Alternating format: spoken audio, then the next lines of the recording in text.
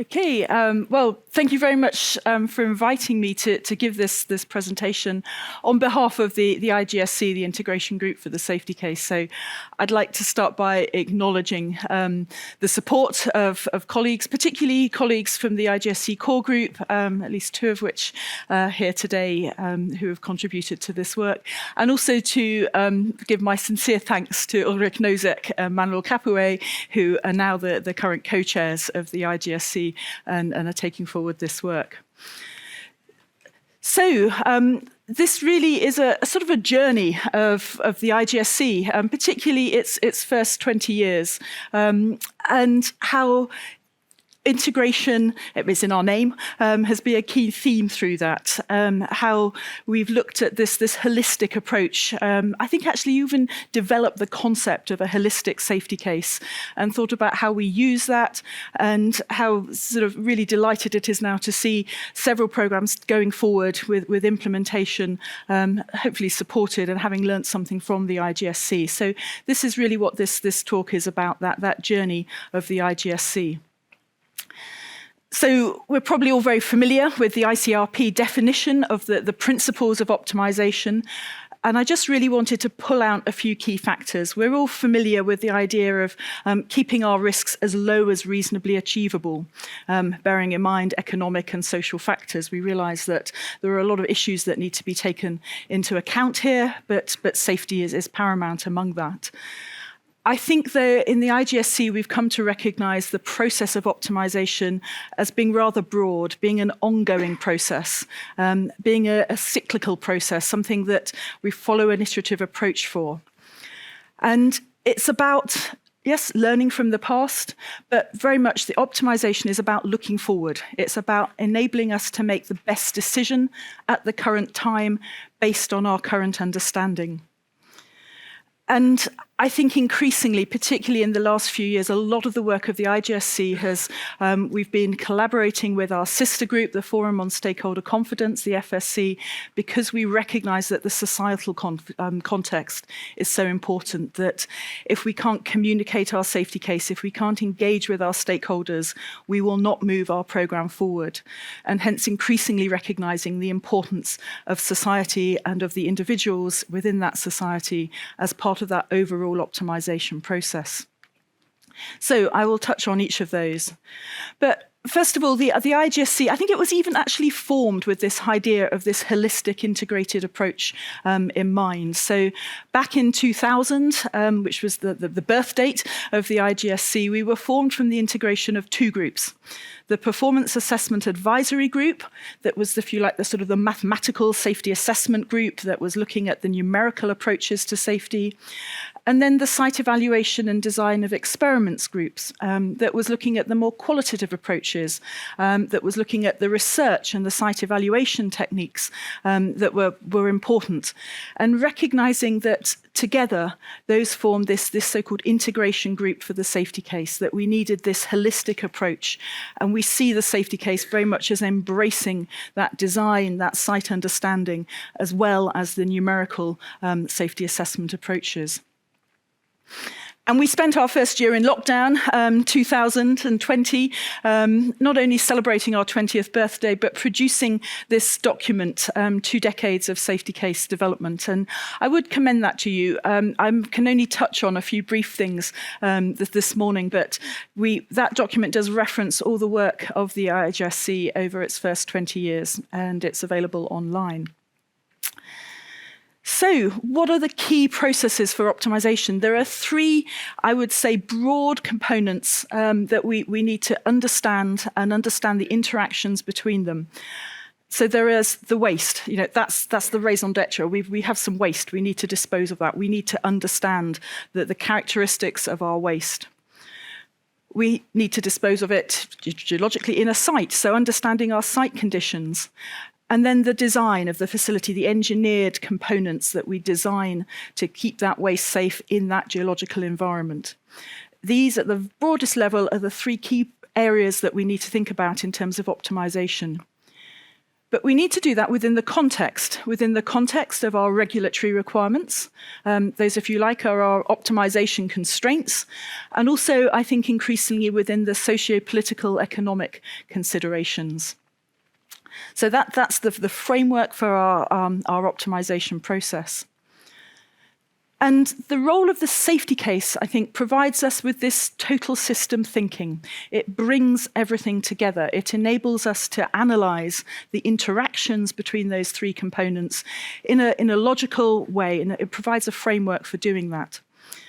And obviously, research is a key part of that. Research, and I use that in terms of building up our knowledge base, and that's an area that I'm particularly involved with now, but it is intimately related to the safety case.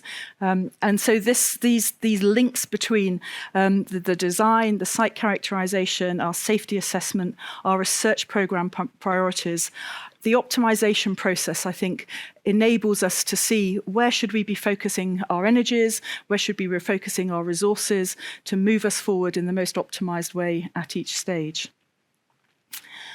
And so, 12 years ago, back in 2010, the IGSC actually dedicated one of its topical sessions to optimization. And this is a summary of the key outputs from the thinking at that time. And I will say that present at that meeting, as is all IGSC meetings, were regulators, were implementers, were technical service organizations. So this was very much a consensus output from that discussion on optimization. And we all recognize that optimization is a process that needs to be transparent.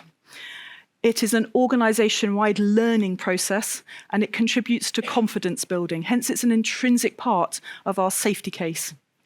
It enables us to produce our safety case, and our safety case enables us to carry out that optimization process. Hence, this iterative way of thinking between those. And it needs to be forward-looking. It's about making the best decisions to move forward. Our regulatory requirements are very obvious optimization constraints, and therefore we need to have that permanent dialogue between regulator and implementer. And that's why I think it's so important in the IGSC that we have both regulators and implementers. It's, I think, one of the few places where we can have those informal discussions without, having to go through all that public scrutiny. We can actually get experts together to talk about what it means, and the regulatory constraints on the optimization process are clearly very important. And also increasingly societal constraints. Many of us are in volunteer processes for site selection. So a host community can, without any particular reason, stop our whole program by saying, you know what, I don't want to go forward with this anymore. So we clearly need to be listening to, building trust with our communities. They are an important part of our optimization process. And so the summary outcome from this topical session, and I've actually quoted it there, it's that once the safety objectives, which are largely the dose or risk targets or any other constraints, safety constraints have been met, further optimization should be aimed at moving the project forward as efficiently as possible, and recognizing that that actually could largely be around cost optimization. I want you to hold on to that, because I think that's an important thing. Safety first, but then once we've satisfied those safety requirements, how do we move our program forward in the most optimal, most efficient way?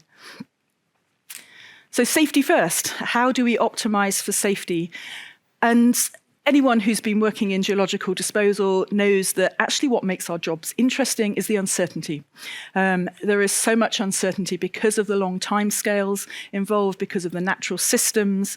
And we need to ensure that our geological disposal facility will be safe despite those uncertainties. And we need to demonstrate that safety assessment through a range of multiple arguments, multiple lines of evidence, and build confidence over very long timescales. So the first thing is we need to understand our system constraints and how they will evolve. So our three things are inventory, our site, and our engineered barriers or design. And In each of those, there may be some possibilities to optimize each system on its own. We've had some examples of those. We've heard about from Erica, about Predis, about this idea that we can optimize the conditioning of our waste, so perhaps even divert some of our inventory to other facilities, to low-level waste facilities. So there is optimization that happens even before we get to the DGR stage. There may be some optimization around site. We've all been very pleased to hear the success of the Swiss sectoral plan, the announcement of their preferred site. So a process that over a number of years has looked very systematically at identifying what is the best site, the most optimal site for a DGR in Switzerland. In other countries, we've followed a different approach. We've looked at volunteers communities. And so that, in terms of our optimization, gives us a rather different process. We have to work with the sites that we're given. We may be able to choose between several volunteer sites. We may be able to choose between different regions within those volunteer communities, but we perhaps don't have so much flexibility. Where the greatest flexibility for optimization probably arises is in our engineered barriers and our design, and we've heard presentations about that. But there may still be constraints. There may be constraints about carbon footprint becoming increasingly important, material availability, feasibility, and of course cost. So there are constraints over and above safety that even affect our design. And hence, the safety case is an important tool for integrating that understanding, demonstrating that our safety requirements are met, and also showing how we address our uncertainties. So how do we address our uncertainties? How do we optimize for safety in the face of the uncertainties? It's important that we capture uncertainties, that we recognize them. We've already heard from a previous presentation that assumptions have a horrible habit over time of becoming reality. And I would totally agree with that. I think assumptions are dangerous. Avoid them.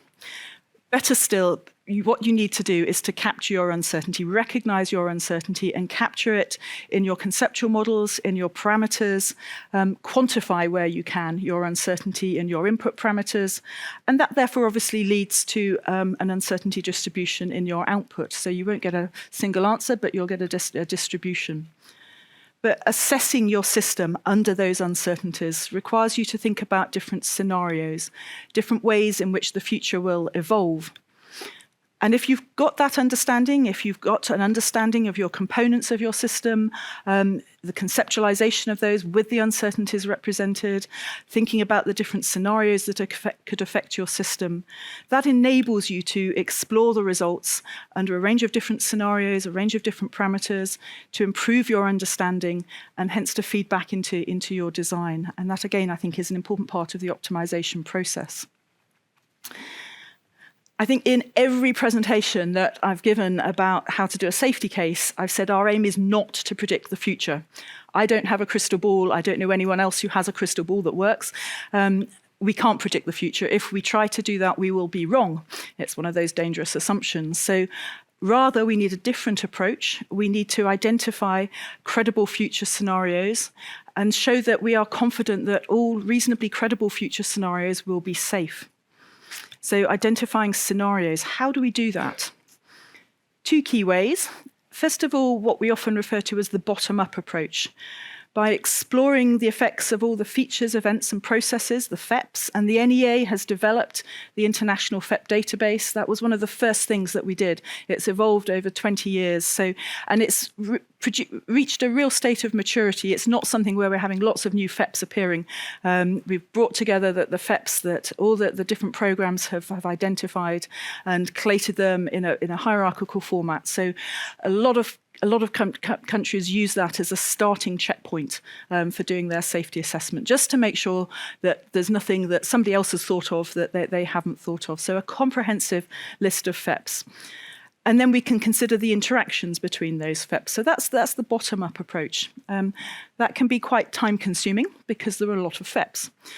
And you might have missed something. So often that is complemented by what we call our top-down approach, which starts to think about our safety functions. And the safety function concept was something that SKB in Sweden first identified, but has been hugely, I think, adopted across all safety assessment programs. So a safety function is, what is it about your system, about your design that contributes to safety? If something contributes to safety, if it has a role that affects safety, it's important, it's a safety function. And that then enables you to think about your FEPs in that context. A FEP that matters is one that affects a safety function. So by linking your FEPs to your safety functions, you can identify those scenarios that have the potential to affect the safety of your system, either because they destroy or they remove the loss of or partial loss of a safety function. So that helps us to capture both the unknown, the known, and the unknown factors. So if we're thinking in this top-down process, we could just say, what happens if a container corrodes, if we lose that safety function? We don't necessarily have to think of the details, but how we take it forward. And so by identifying our safety envelope, so that set of parameters, that set of scenarios that contributes to our safety, we can identify our safety case, and we can use that to identify any requirements on our design. So if we identify a scenario that might lie outside our safety envelope, we can put a design parameter in. We may say, actually, we need our container to be thicker. We need some more buffer backfill. We need to ensure that we, this distance from a fault or whatever. So we can identify requirements on our design and also perhaps on our site to bring those scenarios within our safety envelope. And I just quickly wanted to show this slide, look at it in more detail when you're sent it out, but it's important to recognise that the uncertainties that we are dealing with in the long-term post-closure safety case are what we call high uncertainties. In that central slide there, that shows the different realisations from the release of one radionuclide, iodine-129, from a repository under different conditions. So this is where we've sampled different parameters, and you can see that each realisation is rather different to the other one. So to make an assumption that any one of those realisations, which could be the right one, is the correct one, is clearly going to have a huge amount of uncertainty. It's rather different to the uncertainty in a component failure. So this is why we need to have that total system understanding and the representation of our uncertainties to take account of all of that. And if you think about each parameter having a set of those, that's why you need this total system understanding to bring everything together.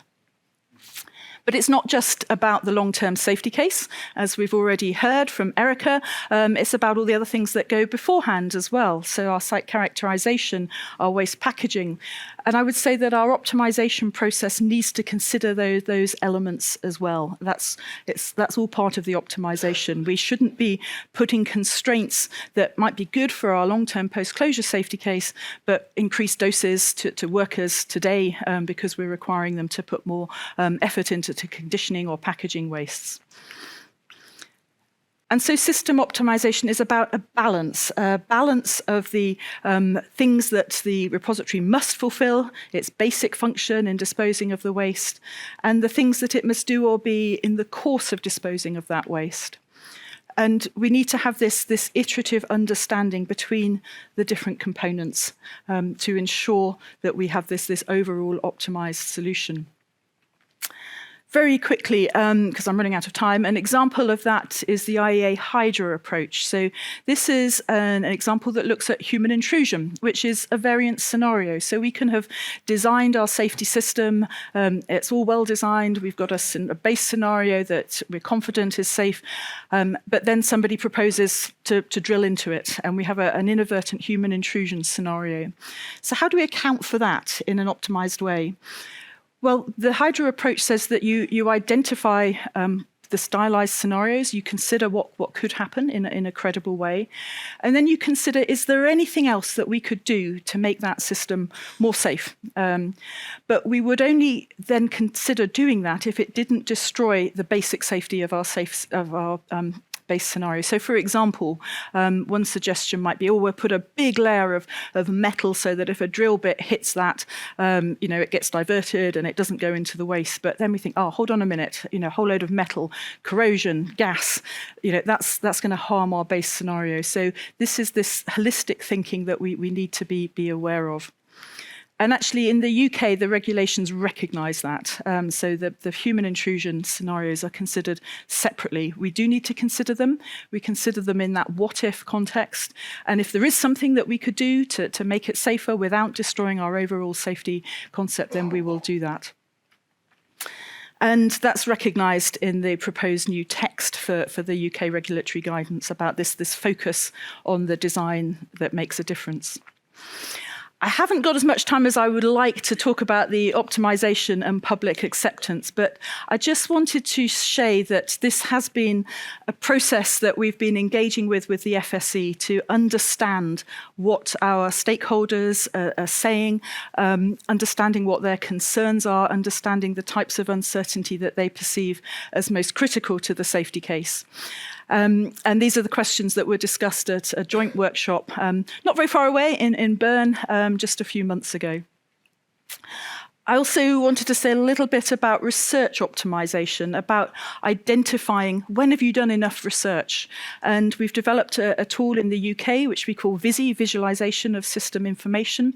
It does what it says on the tin. It brings together all of that understanding and presents it in a logical way, linking our requirements to our safety claims, to the safety arguments and the research evidence that underpins that. So it enables us to see where we've got gaps in our understanding, and hence we can focus our research on prioritising, addressing those gaps, and particularly where those gaps affect our key safety arguments. Not all uncertainties matter. Some uncertainties we can quite happily live with because they're not important to safety, but where it weakens our safety arguments, those are the uncertainties that we're very keen to resolve. This is an overhead. Again, I would encourage you to have a look at it, but it shows this journey of the IGSC, how we can, first of all, need to identify what we know. We need to understand the system, that the FEP database brings together that understanding. We need to understand what is it about those FEPs that affect safety. We need to understand our safety functions, and we need to link our FEPs to the safety functions. We need to think about those things that we don't know that perhaps could destroy our safety case, our what-if scenarios. We need to understand what our safety envelope is. We need to identify those variant scenarios around the edge of that safety envelope that could challenge our safety. We need to deliver that in a structured way. We need to produce a safety case that has that logical thread of arguments. We talk about a golden thread going through from the claims, the arguments, and the evidence. And we need to be able to communicate that, to engage with our stakeholders, to listen to them, to build that trust, recognizing that they are an important part of that optimization journey. And so by working together, we're able to deliver the safety of optimized geological disposal systems. And for those that like that in words, I will leave you with those conclusions on the slide there. Thank you. I would like to share with you some theoretical reflection, so please don't blame me, about the complex nature of the optimization principle. And this reflection will be mainly based on the ICRP and IAEA documents.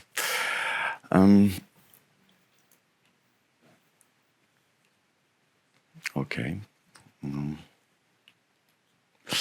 So I would like to start with a few questions first, and then a brief reminder of the history and the broadening of the optimization, and then to check with you where we stand now. And I would like also to provide you an example of a conceptual issue, in my view. And of course, I will end up with some key messages and conclusions. My first question is the following. Are ALARA and optimization principle synonymous in radiological protection?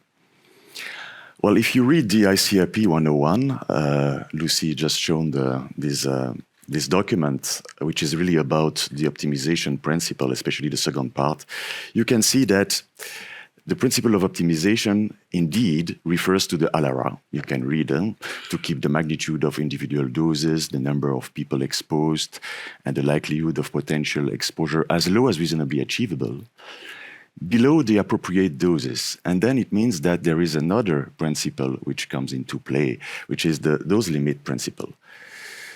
Is this something weird there? Well, not really, but because this is true that in the general management and control of exposure, we should respect a kind of lexicographic order between the radiological protection principle. In an ideal world, we have to apply the justification principle. Fortunately, in radioactive waste management, we don't have to justify the practices. Then we have to cope with the deterministic effects. Well, we call that now tissue reaction. So that's the reason why the dose limit principles comes into play. And then we have the ALARA, so the optimization. But this is true only for planned exposure situation. We know that in case of emergencies, in case of accident, the situation, of course, is completely different. And more fundamentally, is this general management of exposure what we call optimization? Well, I'm not sure. My second question is optimization a radiological principle or a safety principle? Well, when we read the ICRP again, this time the ICRP 103, it seems that optimization of protection and optimization of safety have to be considered and addressed together. So protection, radiological protection, and safety seems to be addressed together in optimization. Okay, would it mean that radiological protection and safety are synonyms? Of course not, you will probably say. But when you read the IAEA glossary, sometimes you have to face some circular definition. You have protection is the protection, okay, of people against exposure to ionizing radiation, and you have safety means the protection. Well, fortunately, further in the IAEA glossary, you can find a proper definition about what nuclear safety is about. This is the achievement of proper operating condition, resulting in protection of workers, the public, and the environment. And even further in the glossary, you can find a kind of a discussion between safety and radiological protection, and the distinction is quite clear now. Safety is primarily concerned with maintaining control over sources, while radiological protection is concerned with controlling exposure. So it seems that there are complementary visions, outside in for protection, focused on the receptor, and inside out for safety, to control the sources. And safety contributes towards protection. So we have protection results from safety, and safety contributes to protection. Okay, so my next question is, what is the link between optimization of protection? So not only protection and safety, but really the optimization of protection and safety. When you read the IAEA safety fundamentals, you have this statement: protection must be optimized to provide the highest level of safety that can reasonably be achieved. Then for me, the relation between protection and safety becomes unclear again. And then I have another question. How can we shift from optimization of protection to maximization of safety?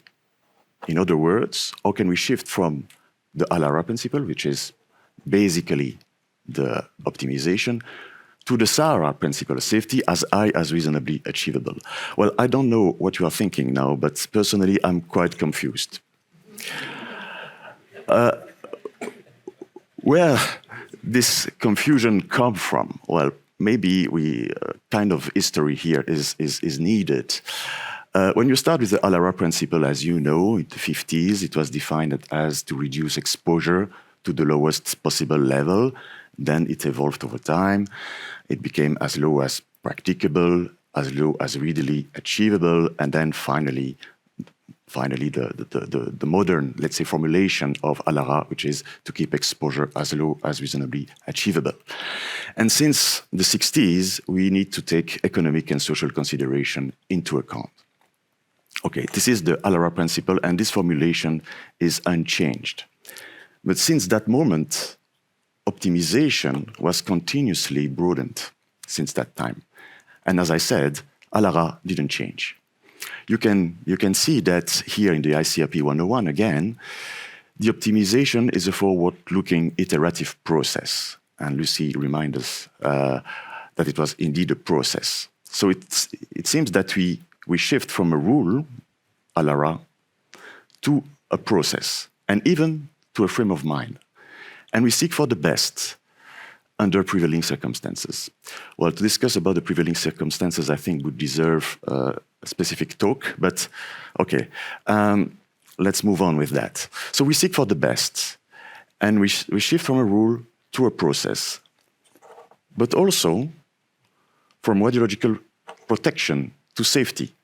Because if you read the IAEA SSG 23, which is about the safety case, you can see that the optimization of protection is a process that encompasses good engineering and technical solution to ensure the quality of all safety-related work throughout the development, all safety-related work. And so it means that it's not restricted to nuclear safety.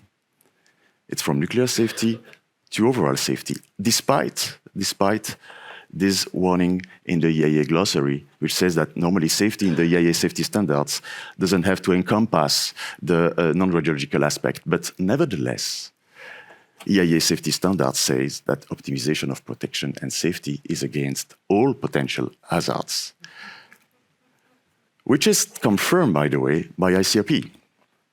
Fortunately, they are consistent.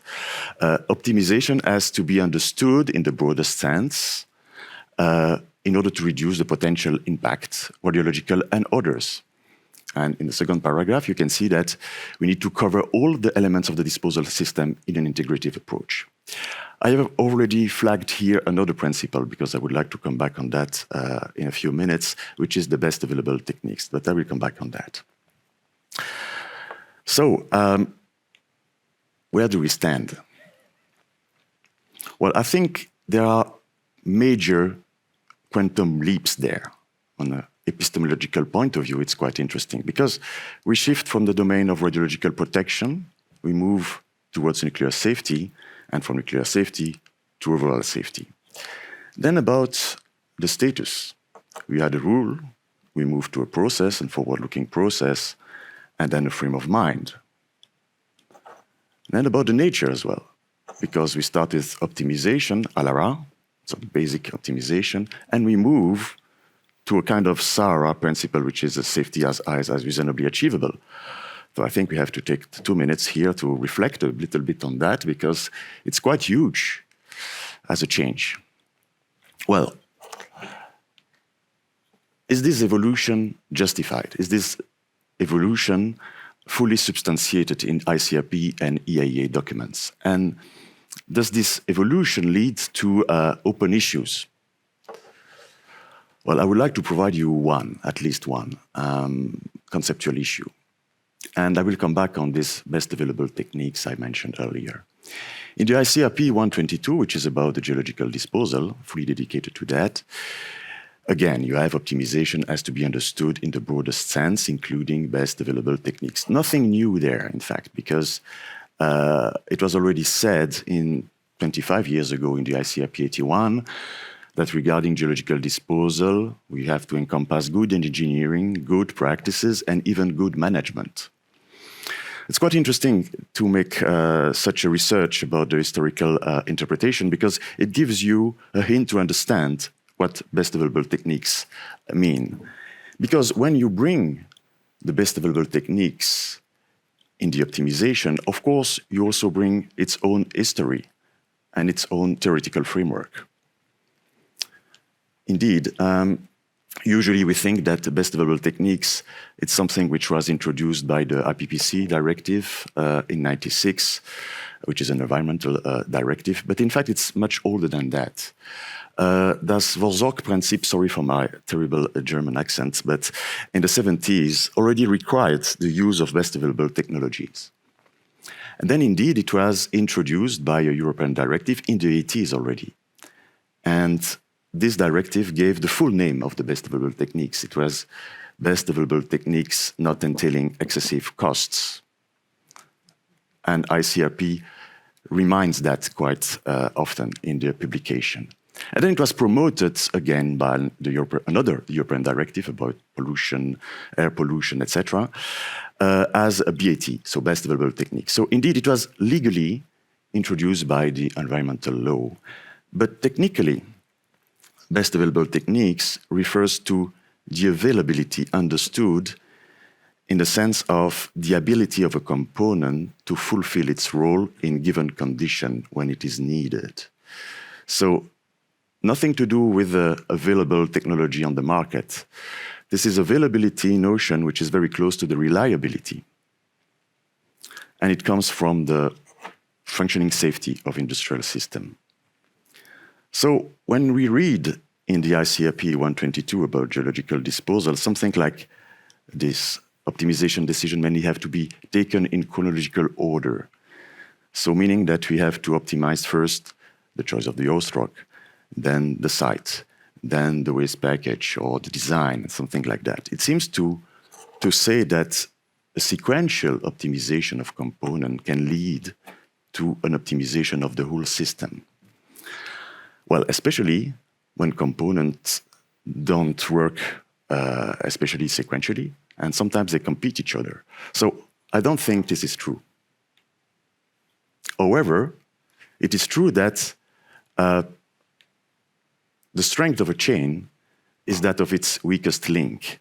Indeed, if you are thinking about the reliability of the system will depend on the reliability of the weakest component. And this is the domain of the functioning safety of industrial systems. This is the domain of the best available techniques, indeed. But is it still optimization? I don't know. Summary already. So since the 70s, optimization became a global process, not only restricted to radiological protection, it was extended to safety, and it becomes a state of mind, and even a managing principle, so it seems to be a governing principle at some point. So it means that it was quite far from its original meaning. And in order to remain meaningful, of course, optimization principle needed the support of external principle, like the best available techniques, to conduct, in fact, the development of all aspects of safety, including the non-radiological one. And Lucy told us about this holistic approach that we need to have. But in parallel, of course, the ALARA principle still exists. So there's a kind of duality in this optimization. Optimization for radioprotectionists and another optimization, which is a kind of overall optimization of the system. Well, a few months ago, it was already 2 years ago, it was before Corona, I attended an NEA conference about the reasonableness of optimization. And when you talk with radioprotectionists, not coming from radioactive waste management, they don't understand really what we are doing with this optimization principle in our case.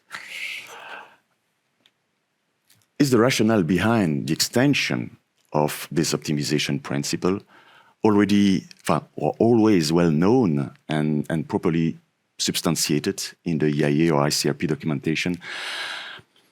Well, I'm not sure. Is the broadening of the scope of optimization at the cost of consistency between concepts?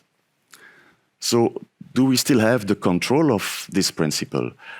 When we optimize, are we sure that we optimize? And in practice, because we have seen yesterday very impressive examples, I'm not ironical at all, I mean very impressive examples of optimization. But in practice, when we optimize the system, do we really follow the international guidelines of ICRP and IAEA? Or do we tailor the optimization according to our needs and our capability? Thank you. First of all, I'd like to thank you that I have this opportunity to be here and show this presentation for you. And yes, Johanna was saying many times that Anne will continue from this, so I try to do my best now. I will talk about the graded development of the geological disposal towards the optimized solution. So as you all know, from that Posiva has a long history, and now we were applying the operational license. So we are heading towards, hopefully, to the situation that we can start final disposal pretty soon, I would hope. But it's been a long road to there, so it hasn't been easy. And I actually wanted to start with with the fundamental basics that have enabled geological disposal in Finland, which has been kind of like the cornerstones for the whole development. And first of all, it's the permanent political will to proceed with the final disposal of the spent fuel and legislation enabling this. So this has been really important. So even though we have had changes in ministries and changes in political situations, the willingness and the decision that were made earlier has been stable. So no one has returned back to those and opened the issues again. And that's one of the big things that has enabled this all. Also, the support of a responsible solution for final disposal from the municipality, citizens and the stakeholders. Finally, when we did the site selection and Olkiluoto was decided to be the final disposal place, the municipality was really positive for it, and they really felt that this is okay for them. And to get that kind of like agreement with the people who are living there, that was of course a big job as well. And it's not easy to convince people that, yeah, we're going to put some wastes close to your summer houses. Who would like to have that? But people in Eurajoki, they work closely. Quite many of the families, they have been working with the nuclear power a lot. So they kind of like are familiar with the nuclear. So they know what radiation is, so that kind of issues were really important in the site selection time. The third really important issue has been the ability and the willingness of the authorities to act to promote the final disposal. So in Finland, the authorities has been really active, and they have a strong will that also they do their best so that we can find a solution for disposal the spent fuel. And of course, need to mention also that the will of the Posiva owners to implement the final disposal and to invest into it has been remarkable. So all of these pieces together has enabled that we are in that position where we are at the moment. And just to say that, yes, it's been a long road, and I've been on this train only a tiny part of the whole road. But I found this upper figure while I was checking some really, in my opinion, really old reports from the 80s. And it was in TVO, so the power plant company's report. I'm quite sure that this is also in some of the SKP reports. So because we have had similar image how to make the disposal in the early steps already. So sorry if it's if you own it, but I wanted to borrow it now for this one. Because if you look at those two pictures, so the upper and the down, they have the same basic ideas. So the 80s, we already have had the idea how to make the geological disposal. And then the figure below is from today's situation.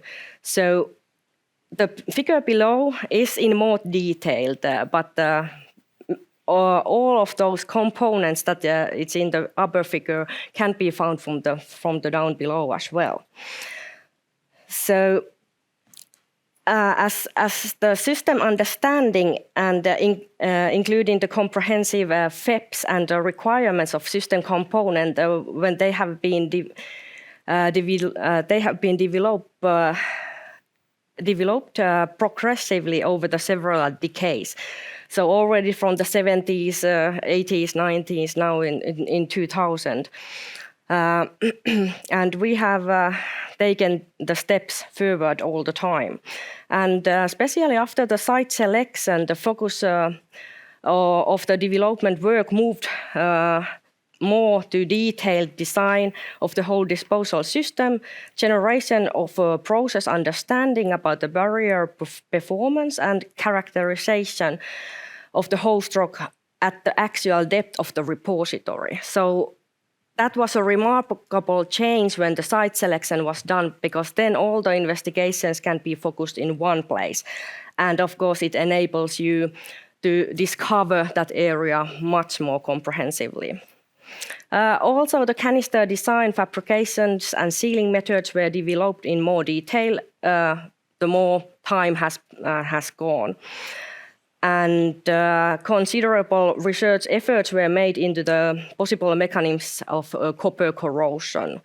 So a lot of work Posiva has done on its own, but of course with the cooperation with many companies and many of you that are here today.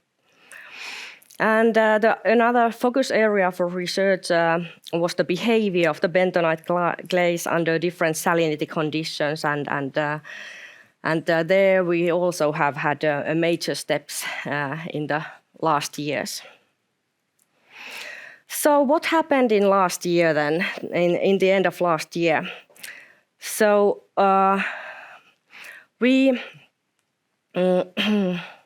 applied the operational licensing, and one part of the operational licensing is the safety case. And there has been quite many earlier safety cases for our site, also for the construction licensing, for example, and before that also few complete safety cases. And now for the operational licensing, the work was of course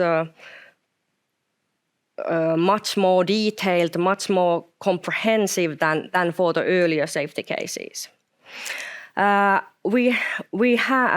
safety case, it consists eight of the main reports, which are mentioned here. So the synthesis report, which explains everything as a summary, so to say, and says is it safe or not. And more detailed, it will be discovered in the other reports, like in design basis, initial state, low and intermediate level repository assessment, performance assessment and formulation of scenarios, models and data, analysis of releases, and complementary considerations. So those are the main reports what we had. But of course, we have a lot of a large number of supporting reports and documents what supports the safety case. So everything can't be in those 8 reports. And as Johanna told yesterday, we have had a lot of changes, even though we have made the safety case at the same time. And Johanna told that it's been showed a similar figure yesterday. For the safety case, we had 2 design freezes. We had the first design freeze in 2018, and the second one on 2019. So in 18, there was some works that we needed to continue in order to get get the work done for 2021. So therefore, the first design freeze was then, and then some changes could be taken account in 2019 as well. But after that, there was like no way to take account any more changes for the safety case, because you need to have your data that you can use. So changes were not possible to make anymore later on. And therefore, we also, in addition, we also had a few projects that were not ready by the end of 2021. So we needed to consider also that how we can take account these changes that has happened after the design freeze, and how these projects that we have had still going on, how the results can be taken account also in the safety case. And the result for that was that these changes will be analyzed in the complementary analysis memorandum, which we called COMAN. And this we discussed with our authorities, STUK, really carefully, that we are in this situation that we have the safety case, but we have a lot of changes after that. So we discussed that we would like to do it in this way, that we are checking the changes against the safety case, that how much effect the changes have had for the safety case, and if the ready safety case is still valid, and if it's still conservative in sense of even though the changes has made. And yesterday when I was listening to Johanna and also Tiina's presentation, it came into my mind as well. Like there was quite many changes, as you saw. How did we really manage to handle this all? Like how can we be sure that all the changes has properly taken care of, checked against the safety case and so on? And the answer is that we really have a comprehensive way of handling the changes, as Tiina also referred. So the change management system, what we had, is the key issue, and that is something actually what needs to be paid a lot of attention at the moment at Posiva's work all the time. But also wanted to tell you about the purpose of a bit more about this complementary analysis memorandum. Because now it's already like the end of September 22, and we will give this memorandum to our authorities by end of this year. And as I mentioned, the purpose of the memorandum is to assess the safety case for the operational licensing results in the light of recent requirement and design changes, and acknowledge from the project that we have completed later on. And we found that most of the changes have no significant impact on the canister performance and or the potential radionuclide releases scenarios analyzed in the safety case. And that was, of course, positive news. The most significant design changes we found were the change in the canister design from the integrated bottom to a welded bottom, and the use of the granular material instead of the pellets in the buffer as a gap fillers. And change of the backfill material from Italian to Georgian bentonite, and also leaving the safety nets, which better way to say it is probably the metallic mesh. So we call it in Finland as a safety net, so that perhaps a bad translation, sorry about that. But the leaving of the metallic mesh into the deposition tunnels prior to the backfill. And as Johanna told, we need to put that metallic mesh there take care of the construction safety, so that people who are doing the construction are safe. So that's the reasoning for that. And also the changes in tolerance is associated with the production of the deposition hole. And now the work with these analyses is completed already, and we are just finalizing our memorandum to authorities. But what we found out is that the submitted safety case is valid and it's still conservative. So there's no need to do a new safety case, even though those changes has happened. And as we are living in the world which is changing all the time, so optimizing in the future is also everyday's business. And especially the more we get experience with the construction, the more ideas and ways of optimizing will come up and will happen.